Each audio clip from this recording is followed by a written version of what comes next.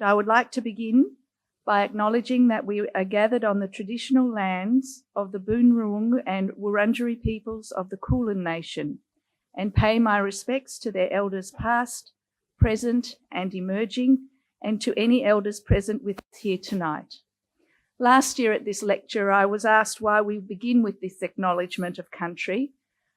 We do this as non-Indigenous people to recognise Aboriginal culture and history and pay respect to the fact that we are on Aboriginal land.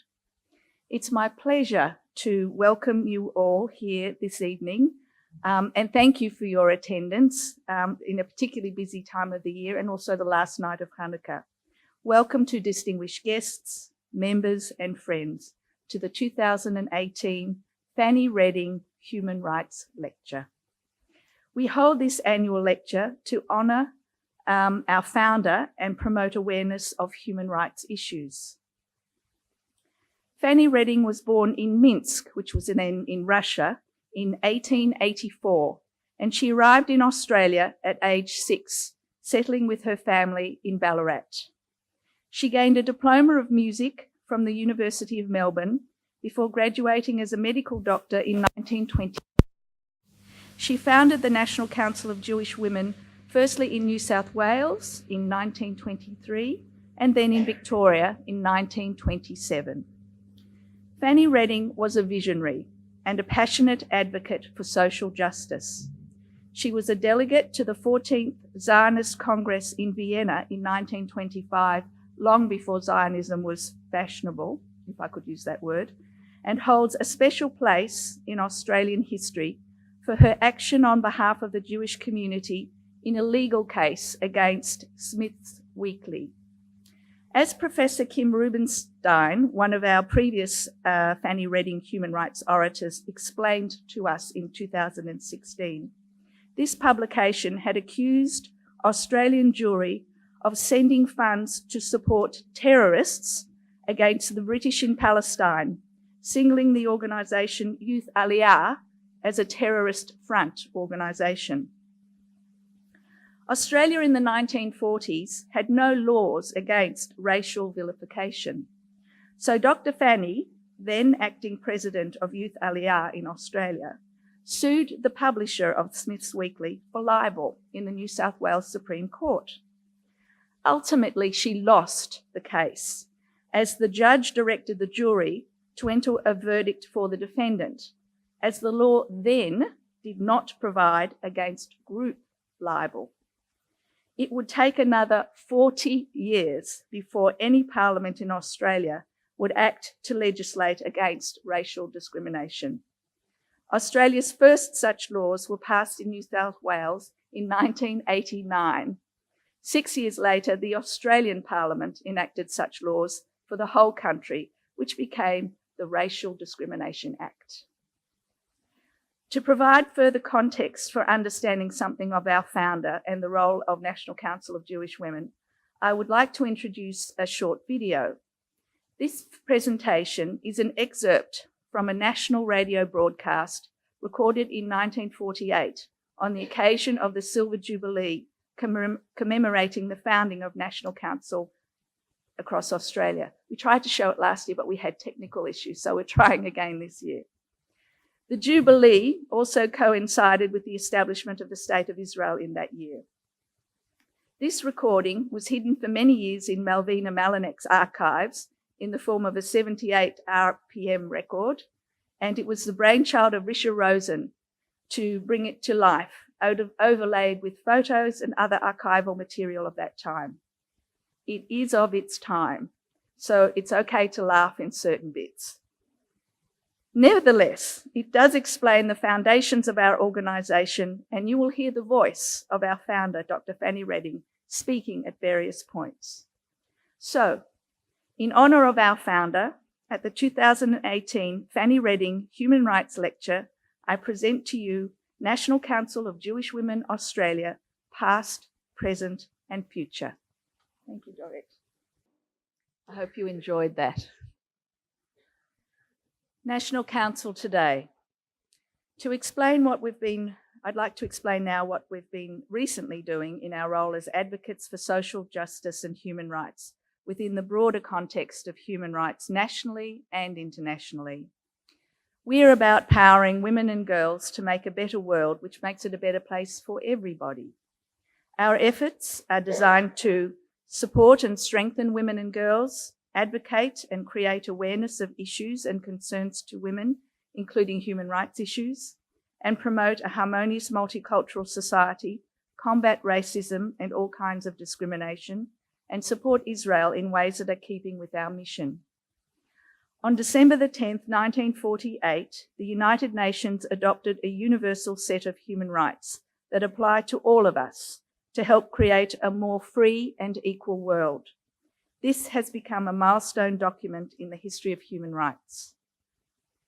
Article 2 of the Declaration sets out that everyone is entitled to all the rights and freedoms set forth in the Declaration without distinction of any kind, such as race, colour, sex, language, religion, political or other opinion, national or social origin, property, birth, or other status.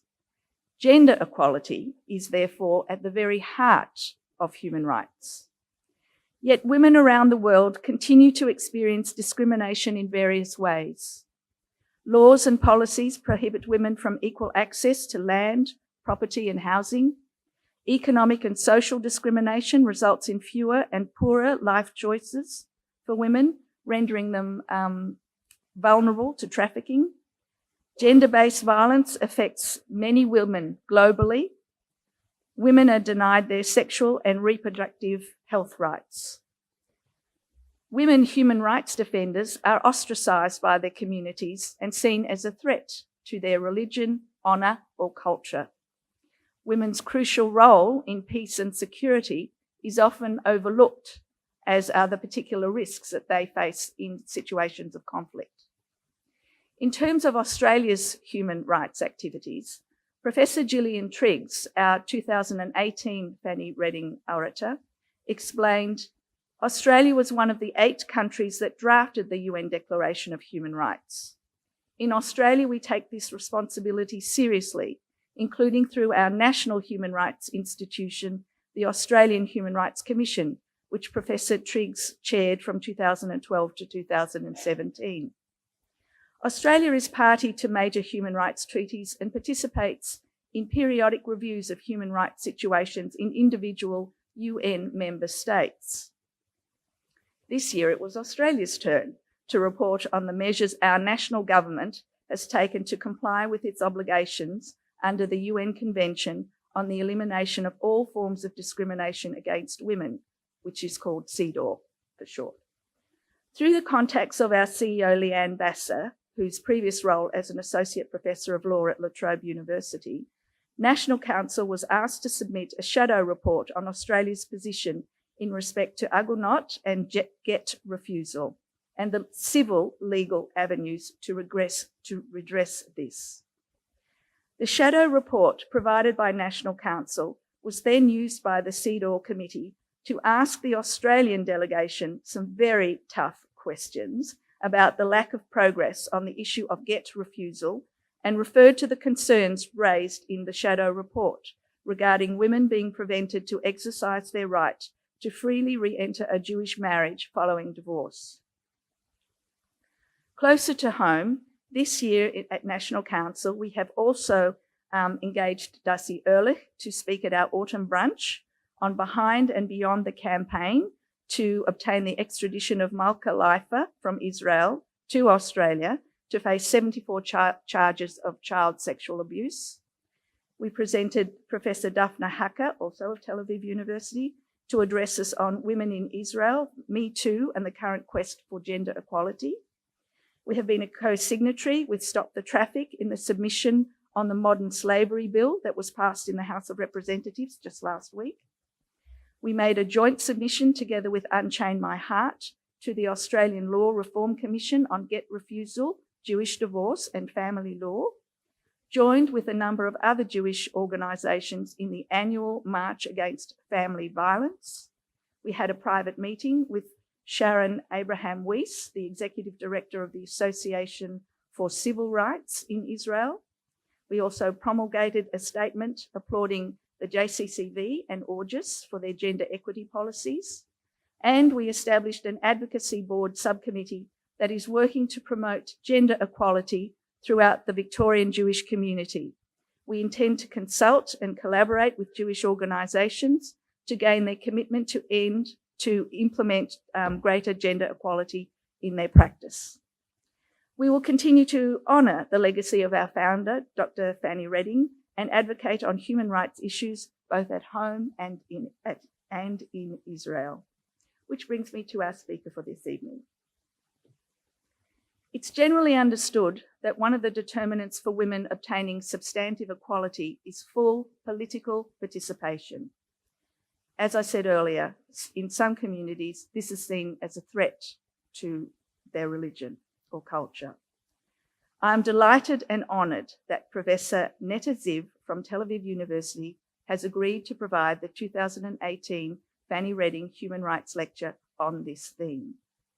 Neta is the Academic Director of the Israel Affordable Housing Centre and the Housing Community Law Clinic at Tel Aviv University, the Bookman Faculty of Law.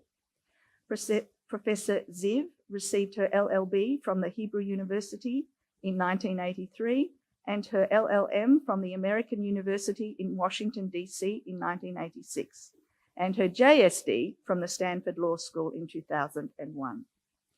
Professor Ziv practiced as a public interest lawyer for the Association for Civil Rights in Israel and served as a leading attorney in some of Israel's major human rights cases litigated before the Israeli Supreme Court. She was among the founding members of the Israel Women's Legal Network Legal Center, the chair of Bizrut, I'm not very good at my Hebrew, sorry, the Israel Human Rights Center for People with Disabilities, and currently serves as a board member of Itach, Women Lawyers for Social Justice. She's the vice president in Israel of the New Israel Fund and was a board member of the Daphne Fund, the first Israeli feminist fund dedicated to advancing gender equality for all women in Israel and promoting the vision of Israel as an inclusive, tolerant, and democratic state. Professor Ziv will now speak to us on Ultra-Orthodox Feminism, the struggle of Israeli Haredi women for political participation.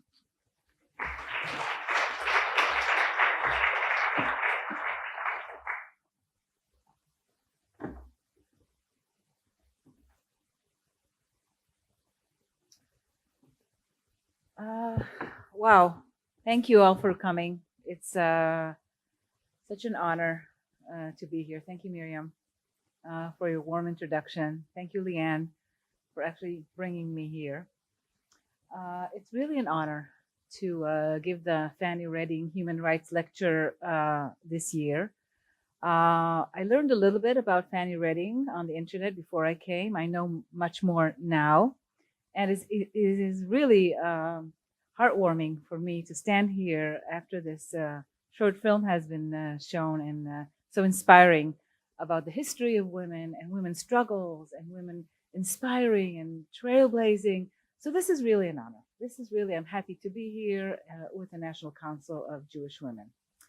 Before I start, I also want to say that this is a very personal, emotional moment for me. In the mid-1950s, two young Israeli students got on the boat and came to Australia to study. 19,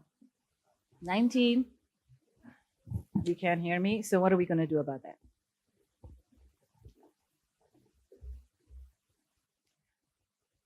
I'm going to just speak up a little more and hopefully this will work.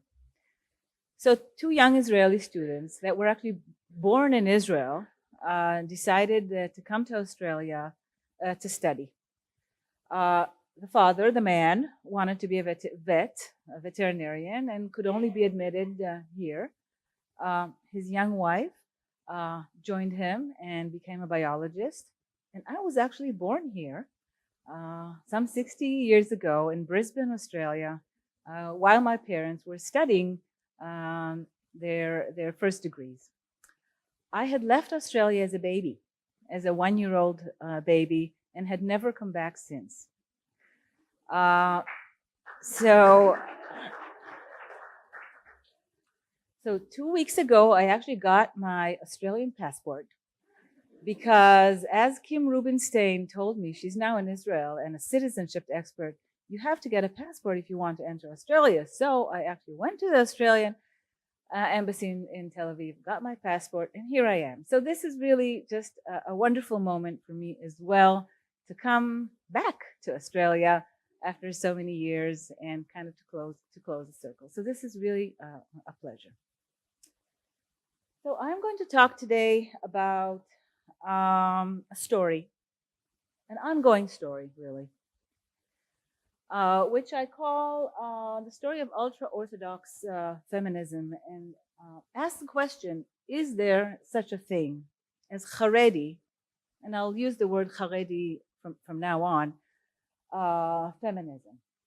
And the story is really, again, about an amazing group of women that have decided to stand up despite all challenges and against all odds to demand their rights within their particular community. And I will tell you tonight a little bit about that struggle that has many faces. It has social faces, it has communal faces, personal, emotional, and legal aspects to it.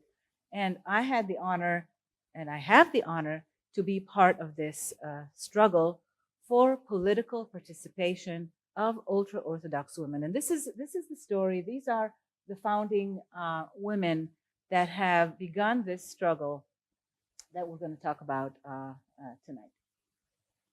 So what is the background? We've got to understand a little bit about Israeli politics in order to understand the story of these women. So in Israel, you may know that the ultra-Orthodox community, the Haredi community, has always been part of politics. The Haredi political parties, which predated the state, at least some of them, the Ashkenazi parties that were established in the 1930s and in the 1940s, when Israel came into being, immediately understood that they cannot be secluded from politics and turned into political parties and had their members vote for them in the electoral politics. So the Haredi parties were always represented in Israel's parliament. In fact, because of our electoral system, the parties have always been the tipping kind of party that all governments, whether they were labor governments or Likud governments or all governments, needed the ultra-Orthodox party in order to form a coalition. So therefore they were and they still are very powerful. Because if a prime minister or a Knesset member wants to have a coalition government, they need to have the agreement of the ultra-Orthodox party to support the government. So what you see here are historically many of our prime ministers engaging with the rabbis and coming into agreement that in order for the ultra-Orthodox to become supporters of the government, to be part of the coalition, and to be part of the government, they would like to get some benefits, some resources, and they did. So ultra-Orthodox political activism has always been part of our reality. In fact, today, our Minister of Health, Litzman, is a member of Agudat Israel, the Ashkenazi ultra-Orthodox party.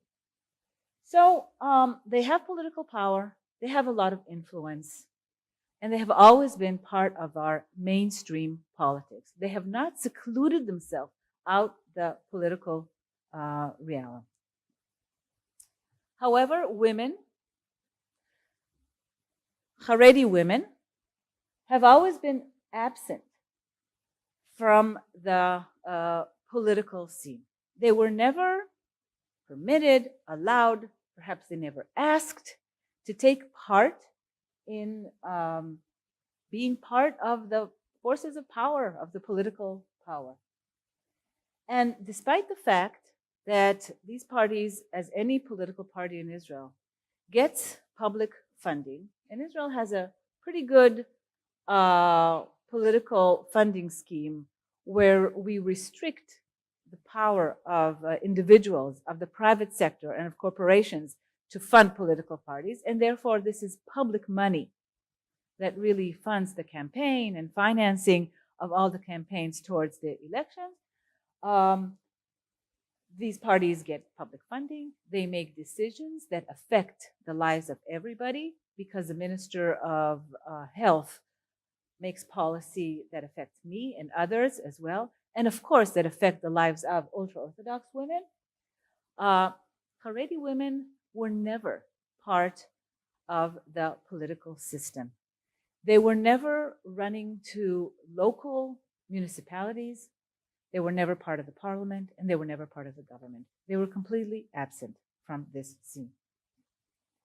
In fact, we have now 3 ultra-Orthodox parties in the government. 2 of them are Ashkenazi, 1 of them is Sephardi. Okay?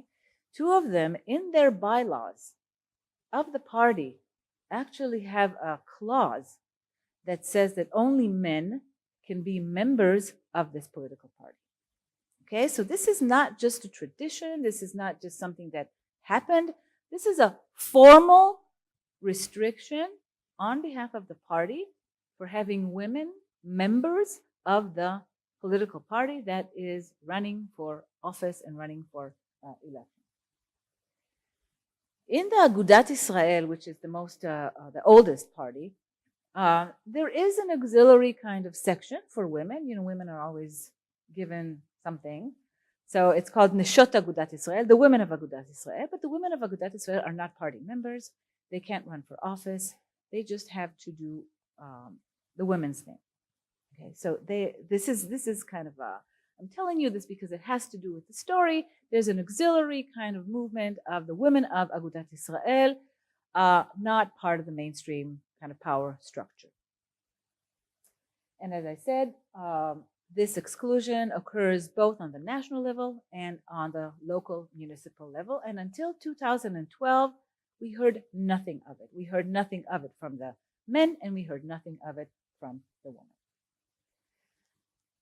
So something happened in 2012. A woman, her picture is up there. Her name is Esti Biton Shushan, Haredi woman, decided that this has to change. And she started, now we're 2012, with a Facebook page. And by the way, the ultra-Orthodox community is very active on Facebook, social media, WhatsApp. It's all there. Restricted, but it's there. So she opened a Facebook page promoting the cause of women's participation in the ultra-Orthodox parties. And I want to emphasize that because this group of women want to be part of their party. They do not want to be members of the Labor Party or of right-wing parties. They want full participation in their own party. And they have explained to us, to the public, that from the moment that they remember themselves as little girls, everybody would vote Gimel. That's the sign of Agudat Israel. And they would be going out on the streets with the flags of the party, and they would go to walks, and they would just be part of their life. It is all about this political party. You should know also that the ultra-Orthodox vote is a block. Everybody votes. Okay. So the political home of Esti and her friends was the ultra-Orthodox, the Haredi political party. And that's where they want to be. That's what their struggle is. So this Esti, number one Esti, because she has a partner whose name is also Esti. So this is a Esti and Esti kind of movement. Opened up a Facebook page and called women not to vote in the 2013 election unless women are allowed to be part of this political move. Well, of course, when you start, nobody listens to you, and this is kind of just the first baby steps of this movement. In the 2013 municipal elections, there were a few Haredi women who decided that they wanted to run for office through their political party and to become city council members, and they tried.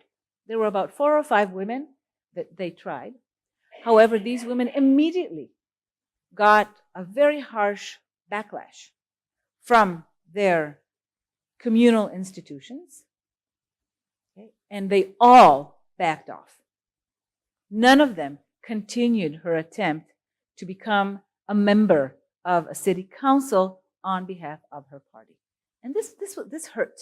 This was something that, you're working on the local level, a woman in Kiryat Gat, a woman in Dimona, a woman in Pardes Chana. They wanted to represent the residents of their town in local politics, and they couldn't. They couldn't because of a variety of sanctions that I'm going to talk about later. In 2015, so this is just 3 years ago, 5 women, 4 of them are in the picture here, established a group. It wasn't an organized amuta or nonprofit yet, which they called Lo Nivcharot, Lo Bocharot. If we're not elected, we don't vote. And they tried to use this method of influencing their community, the women in their community, not to vote, not to take part in the election unless women are allowed to be in the inner political system. At first, they worked inside their communities. They organized meetings. They appealed to their rabbis. They appealed to the Ultra-Orthodox Knesset members. They organized a protest in Bnei Brak itself. They distributed pamphlets and leaflets. They were interviewed in the Haredi media, and they tried to promote their cause. So before they stepped out, and they haven't really stepped out completely, they were working for a few years in their own communities. The reactions were harsh and disheartening and cruel. And they encountered really hostile responses, violent responses to their attempt to work within their communities. First of all, they were bad-mouthed within the circles of the Haredi community. They were subjected of certain bans in the synagogues. Their families were threatened with social sanctions. Their kids were not going to get a good shidduch. Parents were called upon not to send their children to institutions where these women teach. Some rabbis called them schizophrenic, because how can you be a feminist and a Haredi woman, and called for their psychiatric hospitalization. They were, members of the community were called to not have any connection with them. There was a Rabbi Blau ruled that women who contact these women will lose their ketubah if they divorce. So these women had to encounter severe and harsh intercommunal sanctions to their struggle.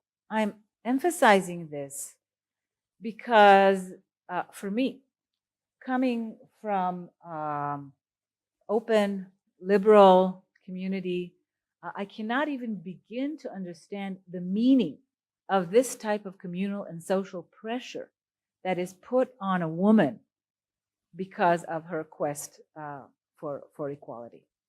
Now, most of these women received support from their immediate family, from their husbands, from their sons, from their brothers. So there was a circle of men that supported them, but it was very small. It was very narrow. And what you see here is, just as an example, one of the Pashkavilim, one of those leaflets that are distributed within the Haredi community, calling the public to ban any kind of connection with these women. Okay, so this was a very strong opposition to the movement of these really courageous women that kept on going, demanding the minimum to be allowed membership in their political party, and to continue to state, we will not vote if we're not elected. Because it's important to understand that the ultra-Orthodox parties need the votes of the women. The votes of the women count. They're the ones that give the parties their power in the Knesset. So it's okay for the women to vote, of course, because we need their votes in order to become representative in the Knesset. So you vote, but you cannot get elected. A few words about the court, because this turned out to be a court case. So before we talk about the court case, a few words about the relationship between the civil court system, the High Court of Justice, and the ultra-Orthodox community in Israel. So over the years, this relationship has always been problematic and rocky. The topic of religion and state in Israel is complex. Israel is a Jewish state. Israel has only religious marriages and divorce, and the impact of religion on our lives is in many other spheres. There have been cases that religious issues have come before the Supreme Court that was asked to rule on them. Just to give a few examples. Military service, of course, a hot topic in Israel. Do the ultra-Orthodox, shall they be continually exempted from army service? Okay, this is not a typically religious issue, but it's very prominent in our politics. So the Supreme Court has ruled over and again that the government and the Knesset cannot exempt ultra-Orthodox from the army, and they have to find a certain solution. And this has been a site of a lot of political tension. You can see the demonstrations of the Haredi community against the Supreme Court. These two have to do with military service. Not just military service, also kashrut issues. Can non-kosher meat be imported to Israel? Can non-kosher food be publicized during Pesach? So kashrut has also been an issue of contention. Conversions. Will non-Orthodox conversions be recognized in Israel? Our court said yes. Marriage and divorce. Will non-Orthodox marriage and divorce committed outside of Israel be recognized in Israel? Our court said yes. Opening of businesses in Shabbat, also a contentious issue, and more. And now we have a really big one about the separation of gender separation in the academia. Some of you may have read about it. There's a government policy to include Haredi in academic studies, and some of them have demanded separate campuses and separate classes for women. And it's a question, is it legal? It's now pending before the Supreme Court. So the Supreme Court is like a red flag to the Haredi community. It is seen to a large extent as an enemy of the Haredi community. Just going to the court and using legal means during their struggle was really not an option. It was just taking one step too far in order to turn against their community and to ask the civil court to impose a certain obligation on their community. That was just too much. So they didn't go to court. They were hesitant from going to court. However, this really created a dilemma because it became clear very soon that they have exhausted the means of internal change, that they have tried to bring about change within their community. There were more women joining them, but they were afraid. They were afraid of the sanctions. They were afraid of being ostracized. They were afraid. So what do? You try to work within your community. You try to work with your rabbis. It's not happening. Do you go outside? do you actually go outside and invite the court to help you gain your rights? So the way the story evolved in Israel, and I think this is really an interesting happening that perhaps could only happen in Israel. These women had these parlor meetings. They used to go and tell their story, not only within their community, but outside their community. So there was one evening held in Herzliya at the house of actually an ex-Knesset member called Eti Livni, who hosted them, and they told their story. And they told their story how for a few years they have been struggling to get recognition in their own parties because they want to be members of Knesset and to represent the votes and the voice and the interests of Haredi women. And they're not allowed to. So there's this lady.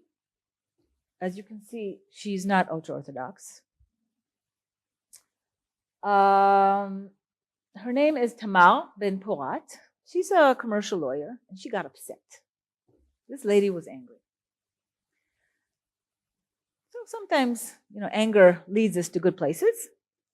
So she had no experience in the High Court of Justice, but she decided that she, as a woman, is going to sue Agudat Israel and the government and the registrar of parties, who was the regulator of this system.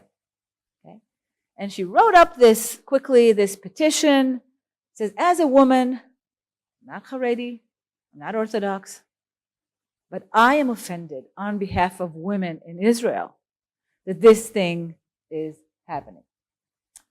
So she went to court and she asked the Supreme Court, this can only happen in Israel. You get up in the morning, you're upset, go straight to the Supreme Court. We'll deal with the legal and the standing issues later. She's there. Okay? So she talked to the Nivcharot, the group of Haredi women at some point changed their name and they called themselves Nivcharot, which in Hebrew is elected. Okay? So she talked to them. She told them, listen, I'm going to go to court. I'm so upset. This is impossible. This is ridiculous. I'm suing.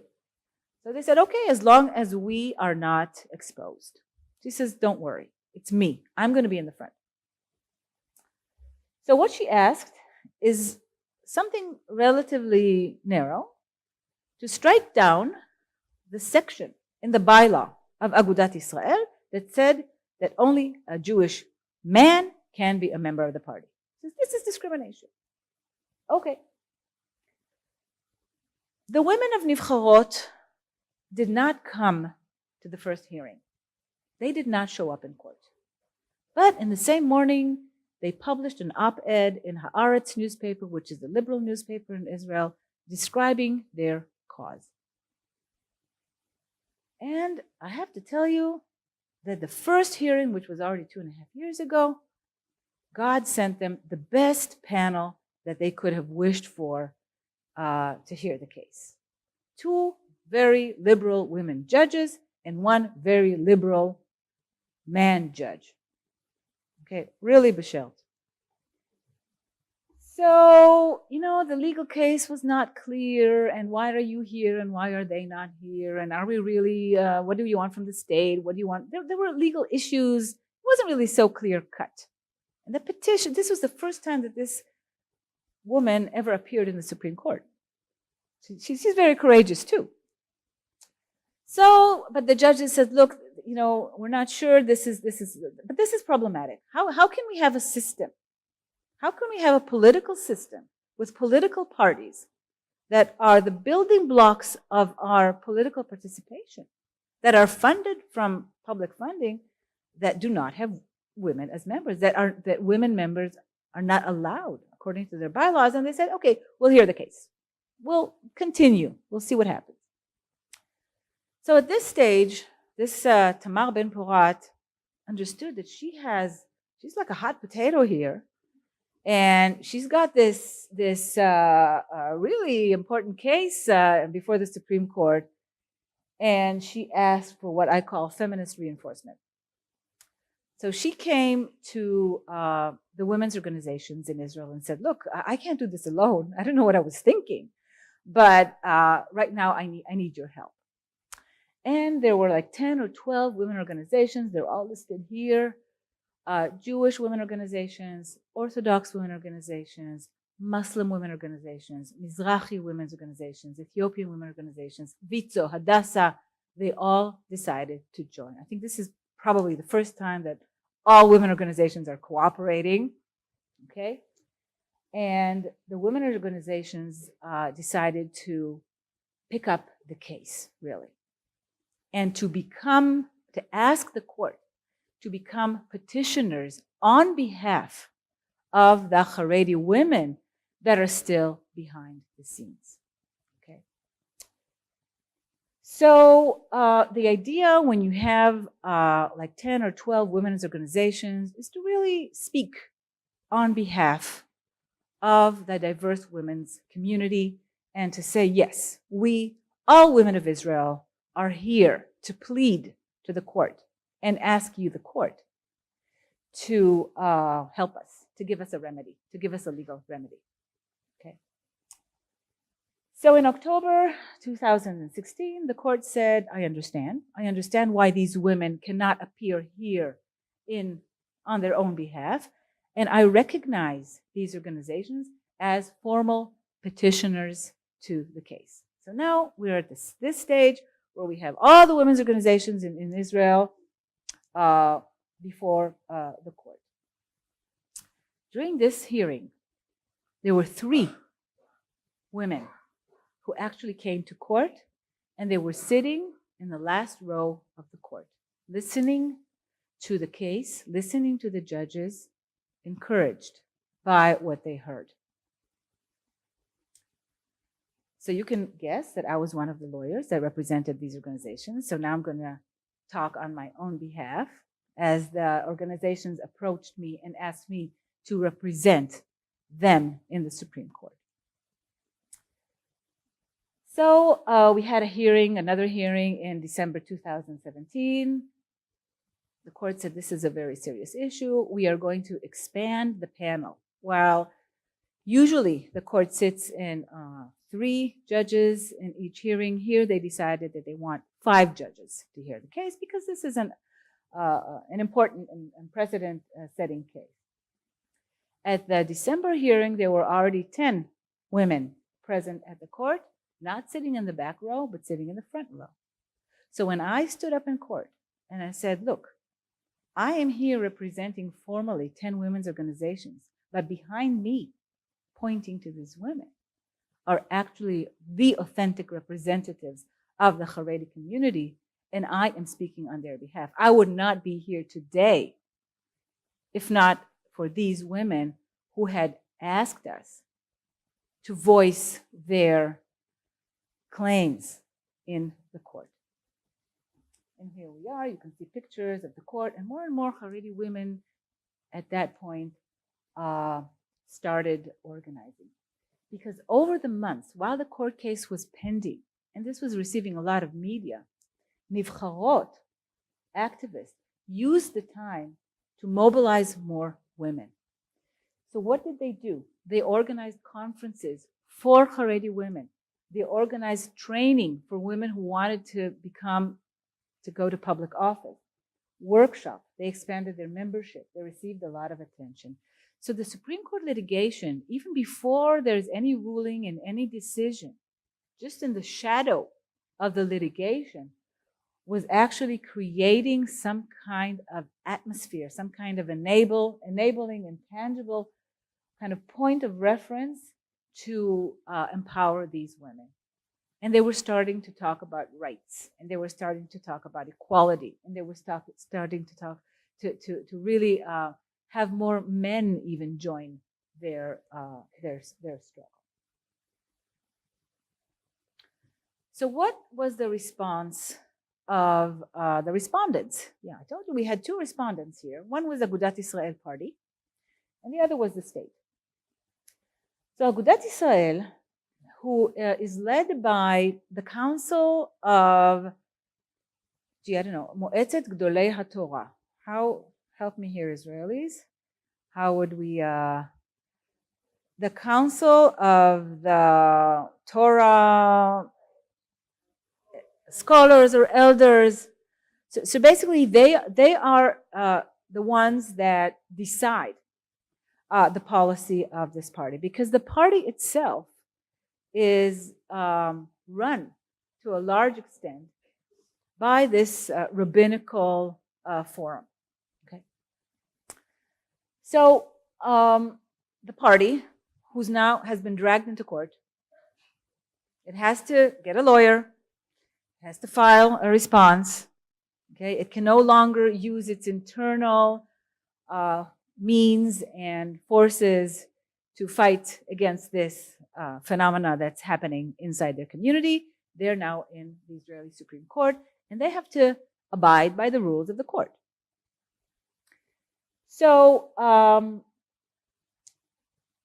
the party says that women cannot become party members because it's the decision of the rabbis of the Moetzet Gdolei Torah that women cannot be party members. So one of the judges in one of the hearings asked them, yeah, but why? So they said, because they're women. So she says, yes, but if they were, why can't they be members of the political party? He says, because women can't be members of political parties. She says, yeah, but why can't they be members of political parties? Because they're women. So this was kind of going on, and the judge, the Chief Justice of the Supreme Court, who's a woman, was really getting upset, and she says, these are not good answers. Please, why? What is the story?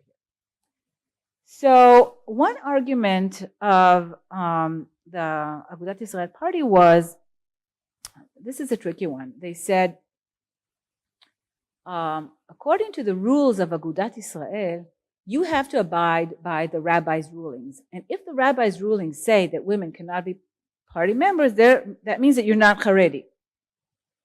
Okay, this is kind of a circular argument that because you're not agreeing to the rule of inequality, that means you cannot be a party member. The court said, you cannot argue that.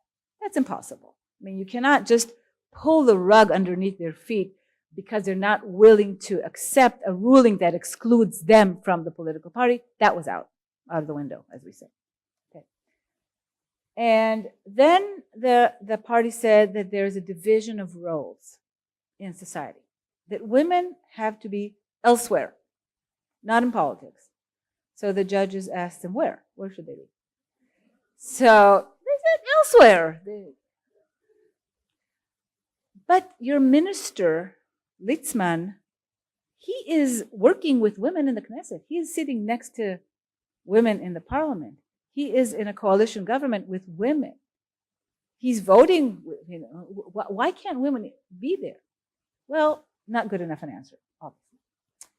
The party said that there is no halachic restriction for women being in politics or for women carrying a position in public office. So they did not ground their objection in religious halachic grounds. And this is crucial because one of the rulings of the court is that the court would be more hesitant to rule against religious establishment if their argument is based on halakha, is based on a core prohibition of the Jewish law. But they did not come up with a core prohibition in Jewish law. They just said they can't. It's always been like that. That's what, this is the way we've always done things. And this is the way it should be. And the Agudat Israel also argued that in Israel, because it's a Jewish state, the state should recognize multiculturalism. So this is a cultural issue. It's not a religious issue, it's a cultural issue, and our culture should be recognized and protected. That we should be allowed to run our politics without women. It's okay for women to be in other parties, but not in our party. Okay, so this was kind of a tricky multicultural argument that they brought up. The state, the Attorney General, who was also brought into the picture, was really kind of hiding behind an argument that basically said, this is really problematic. This is discrimination against women, and we really think it's wrong. And we really think it's a violation of a basic right. But we don't think the court should intervene here because the court shouldn't be too activist. The court should respect the freedom of association and of culture. So the state was really saying to the court, come on, you can do this. We're not really objecting to this, but we can't acquiesce. So there was kind of a mixed message, a very weak argument on behalf of the state and a very strong argument on behalf of the party itself. So then we had a hearing. The hearing was in the summer. And as you can see, many Haredi women arrived to the Supreme Court in Jerusalem. They were sitting in the front rows now. They were sitting up straight. They were eager to hear their case. They were there. They were present. So even though they were not named petitioners on the file, it was clear to everybody that they had taken a very, very, very significant step in really going out of the boundaries of their community and demanding justice from the Supreme Court. During this lady, where do I point? Pointer. This lady on the right, she was so excited and so tense that at some point during the hearing she just couldn't hold herself and she burst out. She stood up and she started yelling. Now, you don't do this in the court. You don't just stand up and tell the judges, you don't know what it's like. This is our life that we're talking about here. And the judges were like stunned. Like, now, who are the judges? This time, we had 5 judges. So, we got the Chief Justice of the Israeli Supreme Court, Esther Chayut, who's a woman. We have a Justice, Uzi Fogelman, who's a man. We have Justice Kara, Christian, they put here on the bench to hear this case. We have Justice Meltzer, who's a man and is secular. And we have Justice Hendel, who's an Orthodox man. Okay, so we only had one woman, but the Chief Justice. But we had a pretty good liberal kind of makeup of the court with one judge who was Christian. He was just sitting there silently. And I was just thinking of him and what's going on in his head? These Mishigas, these Jews, I tell you, what do I have to rule on the inner conflicts of this Mishugas?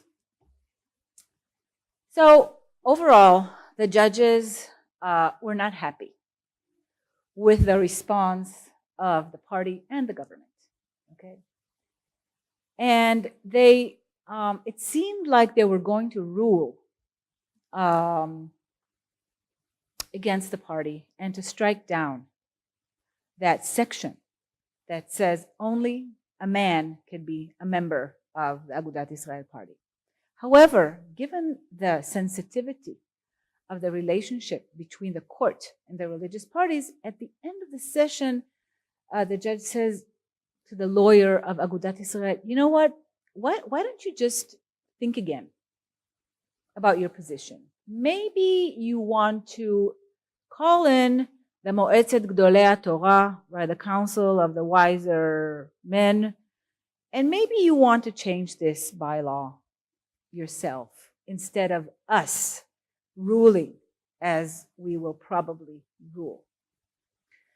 So the lawyer was smart. He said, okay, I'll go back to my client and I will see what happens. Give us 30 days. In the beginning of September, the party gave notice to the court that they have agreed to change the wording of the bylaw. And instead of saying that every Haredi Jewish man can be a member of the party, any Haredi Jew can be a member of the party. But they said the policy regarding women's membership will remain the same, and women will not be members of Agudat Israel Party, even though we will change the written letters of the bylaws. So here we are, we're stuck, right? Because on the one hand, kind of we got what we wanted, but we didn't really get anything. So we are debating among us what to do. And I think this is a really interesting point. So at this point, we are like 10 Haredi women working around this with 3 or 4 lawyers. So we, the lawyers, are saying, what is this? This is a joke, right? What are they playing with us? So they changed the bylaw of the party, but they're declaring that nothing's going to happen. You know, we're going to ask the court to rule. And then the women, our clients, came in and said, whoa, hold your horses. This is a huge step for us. We, the women, have caused these elders to convene and for the first time in history to change the bylaw. This is a victory. So we were kind of looking at each other and saying, wow, this is a really good example that I'm going to bring into class about multiculturalism and about listening to the other, because I see everything completely differently. They see this as a victory. I see this as a joke. And we debated this for over a month about what are we going to say. And in the end, this is a very Jewish way of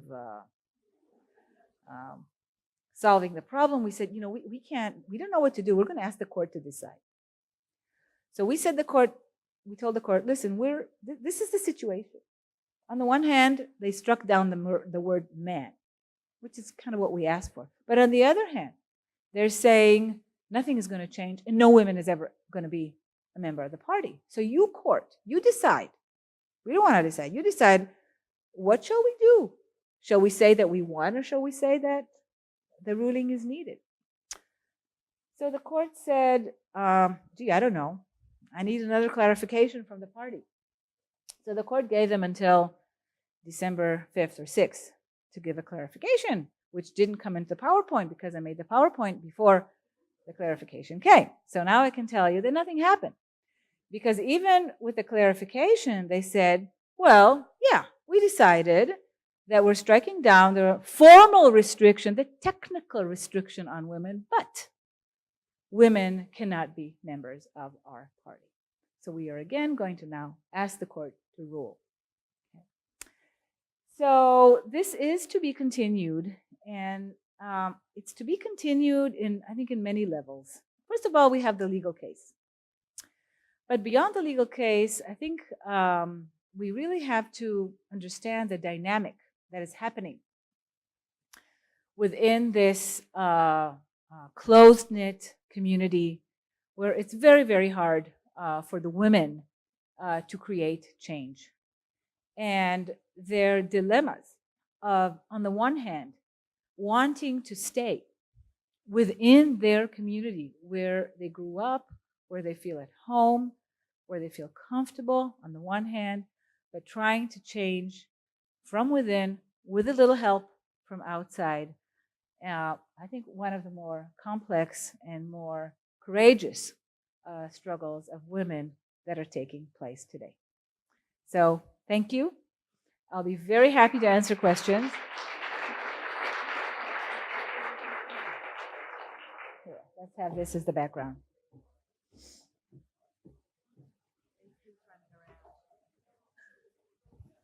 We have an opportunity for about 10 minutes of questions. Does Leanne up the back there?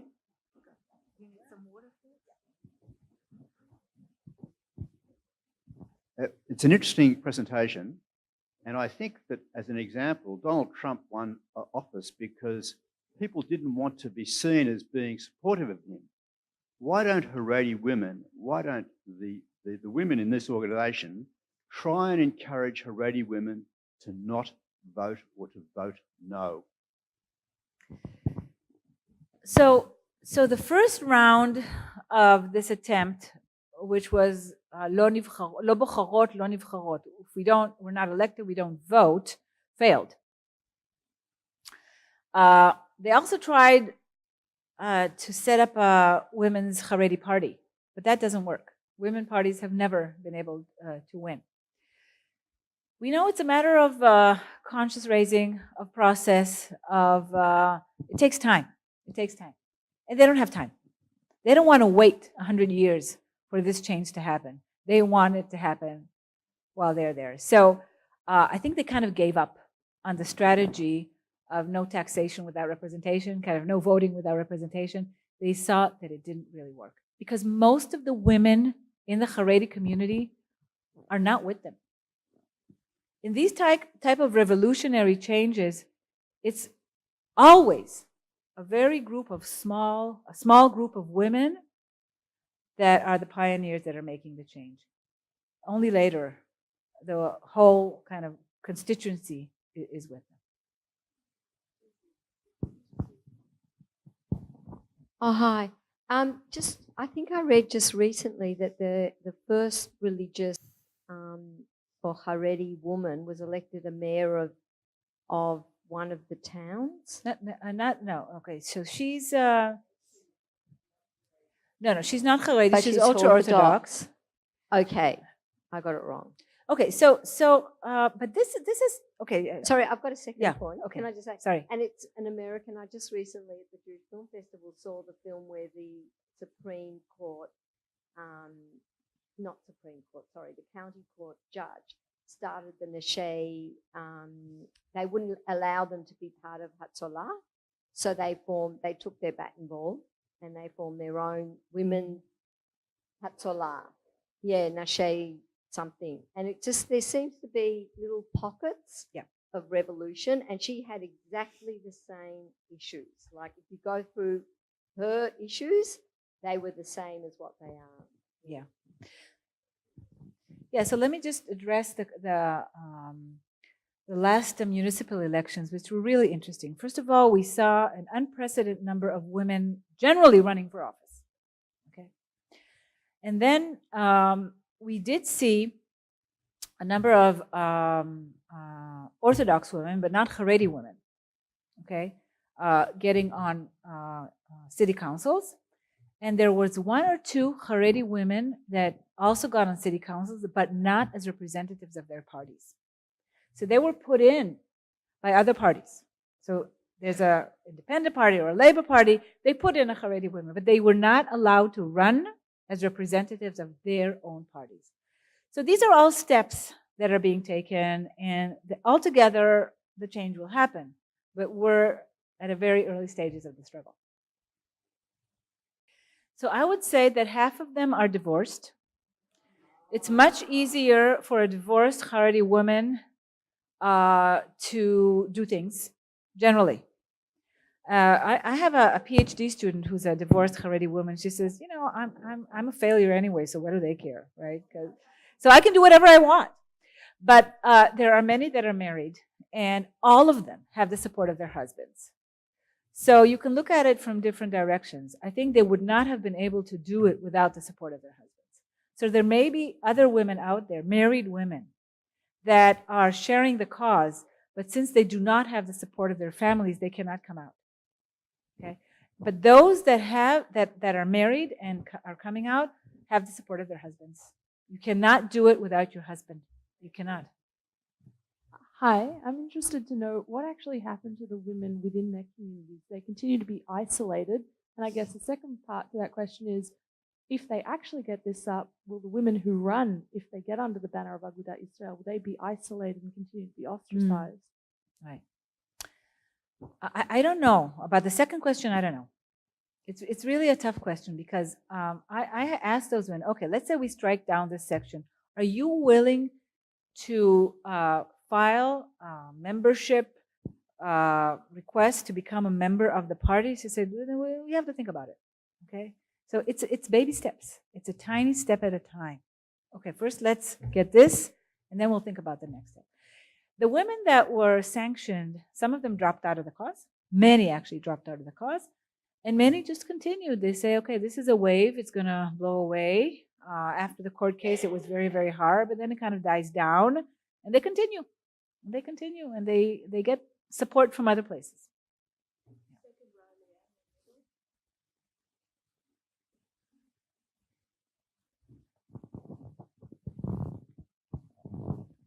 Hi, I'm just wondering if the women saw this as an act of feminism, and if so, were there any other acts, or is their focus just focused on the representation within the party? So right now, they have a very focused struggle. And this is political participation. Okay. I don't know. So far, it has not kind of no ripple effect to additional areas of life. Maybe there will be. Okay. So this is very focused. Now, if they see this as feminism, at some point, the discourse started adopting the word feminism into it. And at least these women that are out there are not ashamed to say that they're feminists, that they are Haredi feminists. They're Haredi and they're feminists. Okay. So they're giving a new meaning to the word feminism, right? Which is the whole thing, really. It seems to me that if they have the support of their husbands and family, why aren't they there with them? Some of them are with there. Public. Are they there? Yeah, there were a couple of men, a couple of husbands, they were there. They gave the stage to their wives, but they were there. And others were not. I'm not sure why. These are dynamics that because it seems to me that they need to be also working. Yeah, but some behind of them, the scenes with other men. Some of them came to but the also court. there's a policy involved in any party. Have they got any feminist policies that they want to promote through their party? Look, at this stage, they're just talking about breast cancer in the Haredi community. There was, for example, as an example, about Haredi women being exploited in the workplace.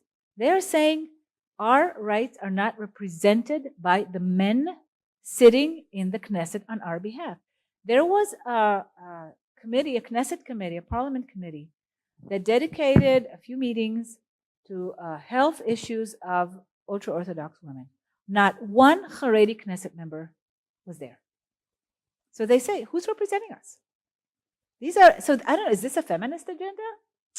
I guess, you know, if you want to bring the woman's voice to the table, it's feminist. But they're not revolutionizing halacha. They're very, very Orthodox.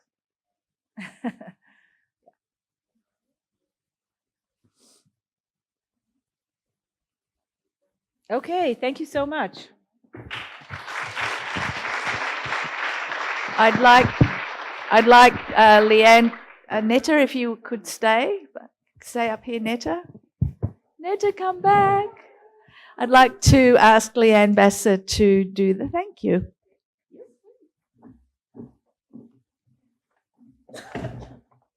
So, thank you very much, Neta, for making a very complex legal case so interesting and transparent, and providing for us here in the diaspora a beautiful context in which to understand the case and understand how radical these women are.